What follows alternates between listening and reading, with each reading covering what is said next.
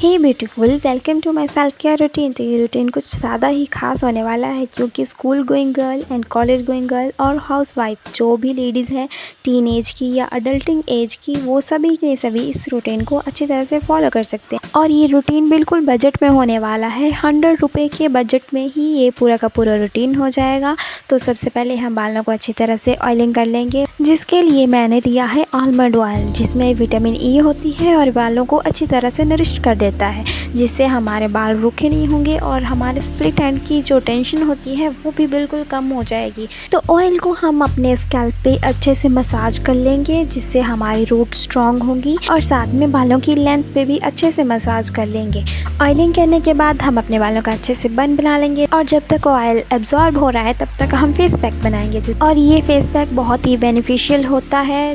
सबसे बड़ा रीज़न क्योंकि ये होममेड है। तो फेस पैक के लिए हम बेसन लेंगे और उसमें हल्दी डालेंगे, क्योंकि हल्दी में एंटीबैक्टीरियल प्रॉपर्टीज़ होती हैं। और फिर हम हनी देंगे, क्योंकि हनी जो है वो हमारी स्किन को अच्छे से नरिशमेंट कर दे देता है और इससे हमारी स्किन जो है वो ज़्यादा ग्लोई लगती है। और ये तो सभी को पता है कि हनी खाने में और लगाने में दोनों में ही फ़ायदेमंद होता है। तो अब हम इसमें मिल्क भी ऐड कर देंगे और फेस पैक के लिए मिल्क ऐड करेंगे। और अगर आपका मन हो तो आप इसमें रोज़ वाटर भी ऐड कर सकते हैं, लेकिन मैंने सिर्फ इन्हीं चीज़ों से फेस पैक बनाया है।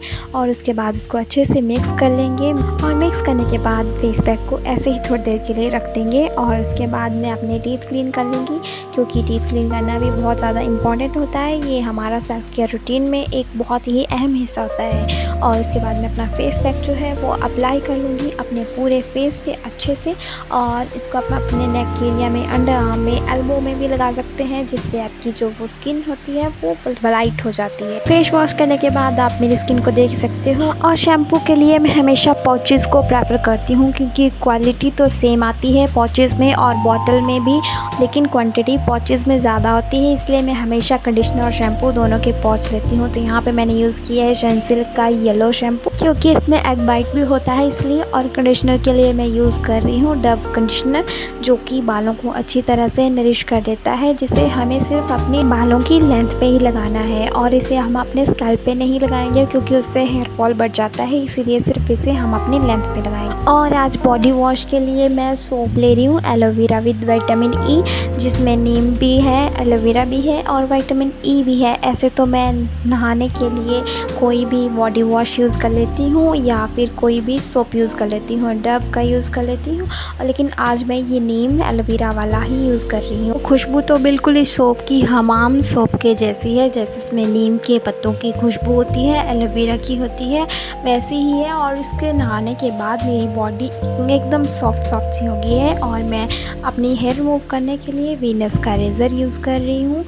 बॉडी के हेयर रिमूव करना आपकी अपनी चॉइस होती है। बॉडी हेयर बिल्कुल नॉर्मल होते हैं और रेज़र को उसी डायरेक्शन में यूज़ करना है जिस तरफ आपकी बॉडी हेयर की ग्रोथ है। फेस वॉश के लिए सैलिसिलिक एसिड वाला मैं फेस वॉश यूज़ कर रही हूँ। और फेस मॉइस्चराइज़र के लिए मैं हमेशा से जॉनसन बेबी ऑयल ही यूज़ करती हूँ, चाहे सर्दियाँ हो गर्मियाँ हो। ये हमारी स्किन को बहुत ही ग्लोई सॉफ्ट बनाता है। फिर उसके बाद मैं बॉडी लोशन यूज़ करती हूँ, जो भी आपके पास अवेलेबल है आप वो बॉडी लोशन यूज़ करिए। देन सनस्क्रीन बहुत ही ज़रूरी होती है। आपके पास किसी भी कंपनी की कोई भी सनस्क्रीन है तो आप वो यूज़ कर सकते हैं, चाहे आप घर में रह रहे हो या बाहर जा रहे हो। सनस्क्रीन अप्लाई करना बहुत ही ज़रूरी पार्ट होता है हमारे सेल्फ केयर रूटीन का। सनस्क्रीन हमें टैनिंग नहीं होने देती और अगर आपकी स्किन पिगमेंटेड है तो उस पिगमेंटेशन को वो कम कर देती है। और उसके बाद हम थोड़ा सा एस्थेटिक दिखने के लिए थोड़ी सी मिनिमल सी ज्वेलरी डालेंगे, जैसे कि एक ये मैंने पेंडेंट है मेरे पास, तो मैं उसको ऐड कर लूँगी। अगर आप मिनिमल सी ज्वेलरी ऐड कर लेते हो, मिनिमल सी ज्वेलरी पहन लेते हो, चाहे वो ब्रेसलेट हो, नेकलेस हो या फिर ईयरिंग पेंडेंट कुछ भी हो सकता है, तो उससे क्या होता है आप थोड़े से एक्सपेंसिव दिखते हो। देन मेरे पास मिनिमल से ईयरिंग भी हैं तो मैं वो भी ऐड कर लूँगी, उनको भी पहन लूँगी। और उसके बाद आप मेरा लुक बताना आपको कैसा लगा। तो मिनिमल सी ज्वेलरी ऐड करने के बाद ही मेरा लुक कितना एक्सपेंसिव और एस्थेटिक लग रहा है ये तो आप लोग देख ही सकते हो। अगर आपको वीडियो अच्छी लगी है तो वीडियो को लाइक करना और चैनल को सब्सक्राइब करना। Thank you so much for watching. Bye bye cutie.